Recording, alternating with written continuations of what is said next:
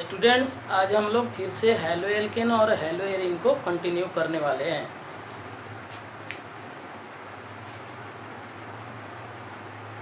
Preparation of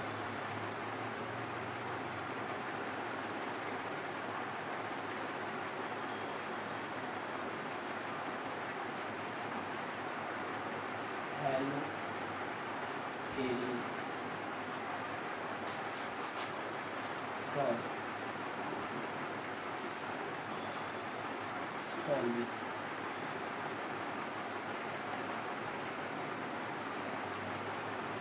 preparation of haloarene from toluene. आज हम लोग हैलो एरीन से टॉलविन हैलो एरीन को टॉलविन से बनाना सीखेंगे।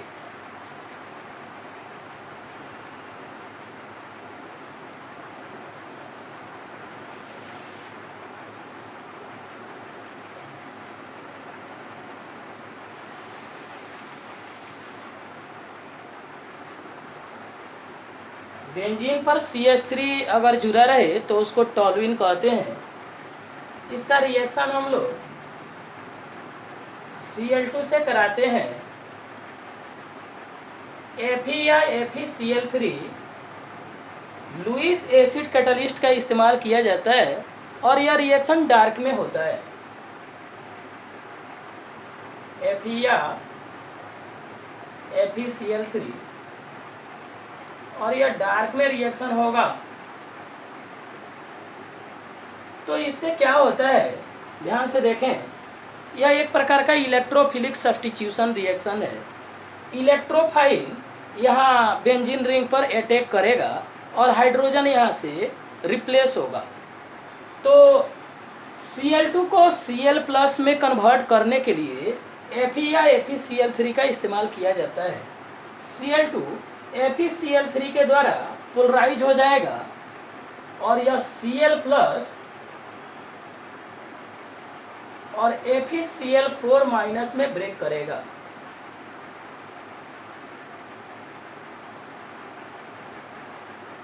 स्टूडेंट्स ध्यान से देखें, FeCl3 जो है लुईस एसिड है। इसके वैकेंट d ऑर्बिटल में Cl2 के एक क्लोरीन का लोन पेयर डोनेट होता है, जिसके चलते FeCl3 Cl- को यहाँ से खींच लेगा और Cl+ को फ्री कर देगा। Cl+ इलेक्ट्रोफाइल है। Cl+ क्या है? इलेक्ट्रोफाइल है। और इलेक्ट्रोफिलिक सब्स्टिट्यूशन में इलेक्ट्रोफाइल का अटैक कराना रहता है।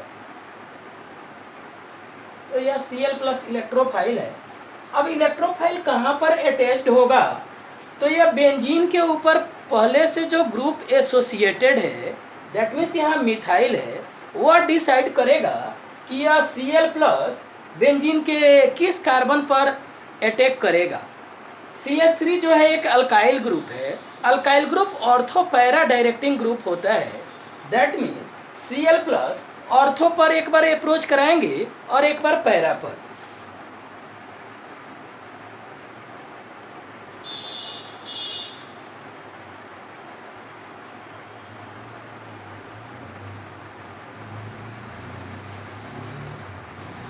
और दूसरा प्रोडक्ट क्या बनेगा?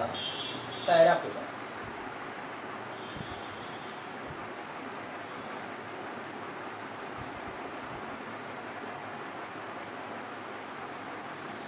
इसका नाम क्या होगा? ऑर्थोक्लोरोटोल्यूइन। ऑर्थोक्लोरोटोल्यूइन। दूसरा वाला जो आइसोमेरिक प्रोडक्ट है, इसका नाम होगा पैराक्लोरोटोल्यूइन।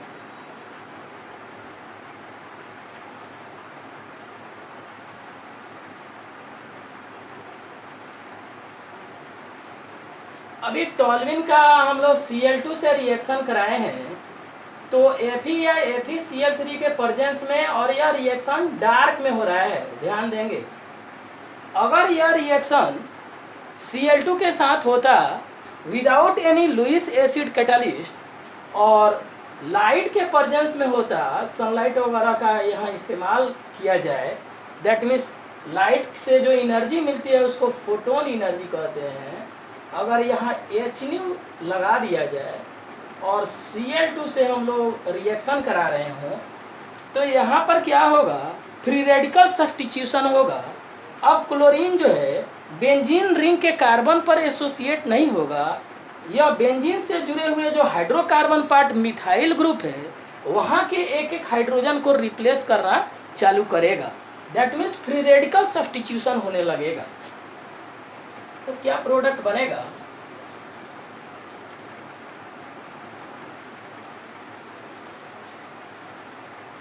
एट फर्स्ट यहाँ बेंजीन पर CH2Cl हो जाएगा और एक हाइड्रोजन HCl के रूप में यहाँ रिलीज हो जाएगा।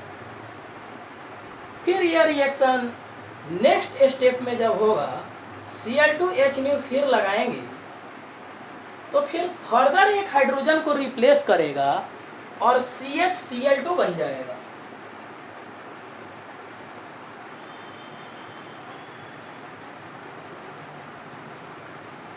CHCl2 बन जाएगा और फिर यहाँ से HCl आउट होगा। एक बार और क्लोरीनेशन हम लोग करा सकते, Cl2H लगा देंगे और यहाँ एक और हाइड्रोजन जो बेंजाइलिक कार्बन से जुड़ा हुआ हाइड्रोजन है वो हट जाएगा। तो बेंजीन के से जुड़े हुए कार्बन पर अब 3 क्लोरीन जुड़ जाएंगे, तो दैट मीन्स इसको हम लोग CCl3 लिख सकते हैं और यहाँ से HCl आउट हो जाएगा। तो ध्यान देंगे हम लोग को ये रिएक्शन इस टॉपिक में नहीं करना था जो नीचे हम लोग कर रहे हैं। राइट साइड में जो हम लोग 2 आइसोमेरिक प्रोडक्ट ऑर्थोक्लोरोटोल्यूइन और पैराक्लोरोटोल्यूइन बनाए हैं वही रिएक्शन हम लोग को करना था। ये नीचे वाला जो स्टेप है एल्डिहाइड कीटोन कार्बोक्सिलिक एसिड में एल्डिहाइड के निर्माण में इस रिएक्शन की आवश्यकता होगी। एक रिएक्शन का नाम आएगा side chain chlorination followed by hydrolysis. तो हम लोग यहाँ सेकेंड स्टेप तक कराएंगे और उसके बाद इसका हाइड्रोलिसिस करके बेंजाल्डिहाइड बनाते हैं। हम ये दोनों स्टेप क्यों दिखाने का कोशिश कर रहे हैं, बहुत सारे लोग जो है वो डार्क और लाइट के पर्जन्स को नहीं समझ पाते हैं और दोनों स्थिति को सेम समझने के चलते आइदर कोई प्रोडक्ट बना के छोड़ देंगे। तो याद रखना है कि अगर इलेक्ट्रोफिलिक सब्स्टिट्यूशन कराना है तो लुईस एसिड कैटलिस्ट लेना होगा और साथ साथ डार्क में रिएक्शन होना चाहिए, लाइट में रिएक्शन नहीं होगा।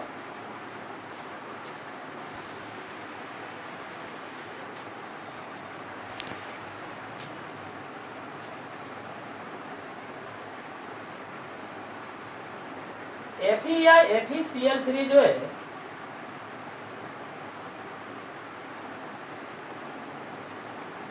इसका इस्तेमाल हम लोग करते हैं इलेक्ट्रोफाइल जनरेट करने में। ये लुईस एसिड कैटलिस्ट है।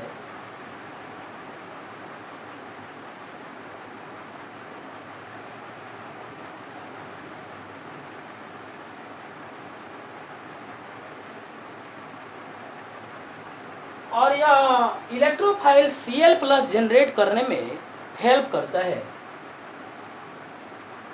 इट हेल्प्स टू जनरेट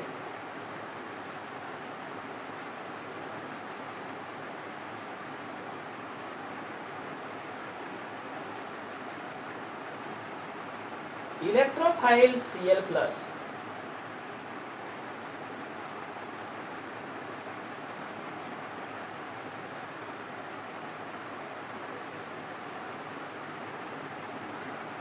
और ध्यान से देखें यहाँ Fe ले या FeCl3 ले सेम बात है, चूंकि FeCl2 से कंबाइन करके FeCl3 बना लेता है। Fe+Cl2 FeCl3। तो इस रिएक्शन में आइदर आप Fe भी ले लें तब भी FeCl3 ऑब्टेंड हो जाएगा।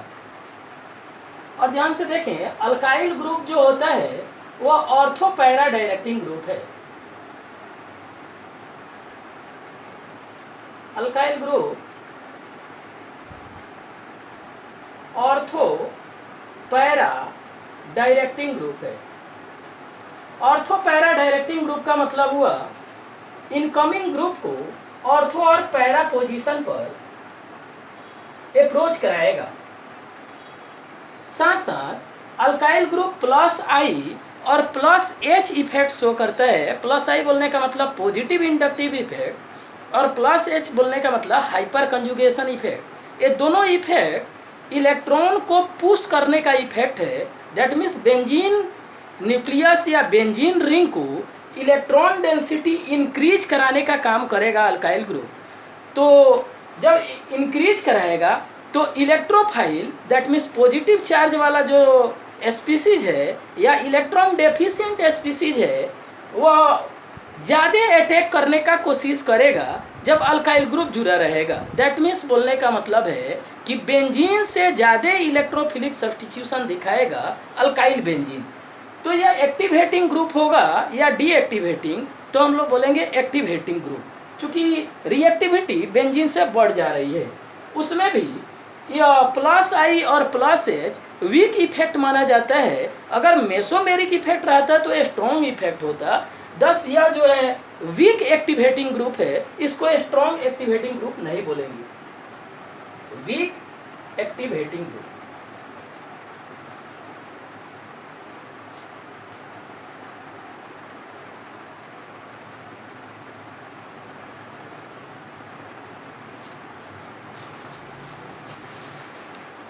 स्टूडेंट्स हम लोग थोड़ा इसका मैकेनिज्म देखेंगे। ये जो टॉल्विन है उस पर इलेक्ट्रोफाइल का अटैक कराना स्लो स्टेप होता है, इसको आरडीएस कहते हैं। That means rate determining step. जब यह आरडीएस यह स्टेप है तो इसका मतलब इसका जो ऑर्डर ऑफ रिएक्शन होगा वह 2 आ जाएगा, या ऐसे बोला जाए कि रेट इक्वेशन में टॉल्विन और Cl+ दोनों का कंसंट्रेशन इन्वॉल्व करेगा। इसको हम लोग बायोमोलिकुलर रिएक्शन भी बोल लेते हैं। अब ध्यान से देखें, जब ये पाई बॉन्ड जो है ये ब्रेक करेगा तो राइट साइड के कार्बन पर यहाँ निगेटिव चार्ज और जहाँ CH3 जुड़ा हुआ है वहाँ पॉजिटिव चार्ज हो जाएगा। तो पॉजिटिव वाला जो स्पीसीज है उस कार्बन पर जुड़ना चाहेगा जहाँ निगेटिव चार्ज है। Cl+ राइट वाले कार्बन पर एसोसिएट हो जाएगा। और हाइड्रोजन तो बेंजीन के हर जगह पर है, एक जगह पर नहीं होगा जहाँ CH3 ग्रुप जुड़ा हुआ है। तो ये जो इंटरमीडिएट जो बन रहा है इसका नाम एक वैज्ञानिक रखा था, इसको बोलते हैं व्हीलैंड इंटरमीडिएट। व्हीलैंड इंटरमीडिएट या इसी को सिग्मा कॉम्प्लेक्स भी हम लोग कहते हैं। इसका एक दो और नाम है, एरिनियम आयन भी बोल लेते हैं, लेकिन सबसे प्रचलित नाम है व्हीलैंड इंटरमीडिएट। अब ध्यान से देखें, ये एक बेंजीन का जो न्यूक्लियस है वह एरोमेटिक कंपाउंड है। एरोमेटिक जो है वह नॉन एरोमेटिक कंपाउंड में जा रहा है, ये अपने स्टेबिलिटी को कम कर रहा है। तो फिर से यह चाहेगा कि अपने स्टेबिलिटी को प्राप्त करने के लिए वह एरोमेटिसिटी को रीस्टोर करने का कोशिश करेगा। तो यह जो सिग्मा कॉम्प्लेक्स बन रहा है ये रेजोनेंस के द्वारा स्टेबलाइज होगा। पाई बॉन्ड और पॉजिटिव चार्ज के बीच रेजोनेंस होगा। पाई बॉन्ड का पाई इलेक्ट्रॉन उधर शिफ्ट करेगा जिधर पॉजिटिव चार्ज नज़दीक आ रहा है, तो यहाँ पाई ब्रेक करेगा तो यहाँ निगेटिव और पॉजिटिव मिलकर डबल बॉन्ड हो जाएगा और इस टर्मिनल वाले पर पॉजिटिव चार्ज आएगा। फिर इस पाई और पॉजिटिव चार्ज के बीच रेजोनेंस होगा, तो जहाँ पॉजिटिव चार्ज है वहाँ पाई बॉन्ड आ जाएगा और जहाँ पाई है वहाँ पॉजिटिव चार्ज आएगा। या फिर रीअगेन या पॉजिटिव चार्ज अगले कार्बन पर शिफ्ट कर जाएगा और इससे ज़्यादा अब यह शिफ्टिंग पॉसिबल नहीं है। अब इसका जो रेजोनेंस हाइब्रिड हम लोग कैसे बनाते हैं, तो पॉजिटिव चार्ज बेंजीन के जिस कार्बन से चल के और जिस कार्बन तक यह रिवॉल्व कर रहा है वहाँ तक हम लोग डॉट डॉट लाइन लगाते हैं और बीच में पॉजिटिव चार्ज दिखाएंगे। यह रेजोनेंस हाइब्रिड है। नेक्स्ट स्टेप में हम लोग क्या करेंगे, यहाँ से हम लोग यहाँ से भी इस स्टेप को दिखा सकते हैं। ध्यान से देखें, यहाँ से FeCl4- जो था वो उसका अटैक करा देंगे। FeCl4- और FeCl4- जो है यहाँ से हाइड्रोजन पर अटैक करेगा। दैट मीन्स H+ को खींच लेगा। तो इस पर क्या हो जाएगा, यह हाइड्रोजन जो है अपना इलेक्ट्रॉन देकर और यहाँ H प्लस के रूप में रिलीज होगा, तो ये इलेक्ट्रॉन देगा इसको, निगेटिव पॉजिटिव मिलकर फिर डबल बॉन्ड बन जाएगा और एरोमेटिक कैरेक्टर इसका मेंटेन हो जाएगा। दैट मीन्स फिर से यह एरोमेटिक कंपाउंड में कन्वर्ट हो जाएगा। यहाँ क्या हो जाएगा, CH3 डबल बॉन्ड और पॉजिटिव और निगेटिव, H प्लस निकला तो निगेटिव चार्ज और इस बगल वाले कार्बन पर पॉजिटिव है तो यहाँ डबल बॉन्ड बन गया और यहाँ Cl एसोसिएटेड है। FeCl4 माइनस H प्लस को लेकर क्या बना देगा, FeCl3 और साथ साथ यहाँ HCl आउट हो जाएगा। और आपको पता है कि FeCl3 कैटलिस्ट है, तो वह एक बार हम लोग शुरू में FeCl3 का यूज भी कराए थे और लास्ट स्टेप में यहाँ से आउट भी कर दिए। जिस तरह से ऑर्थोक्लोरोटोल्यूइन हम लोग प्रोडक्ट बनाए हैं वैसे पैराक्लोरोटोल्यूइन भी बन जाएगा।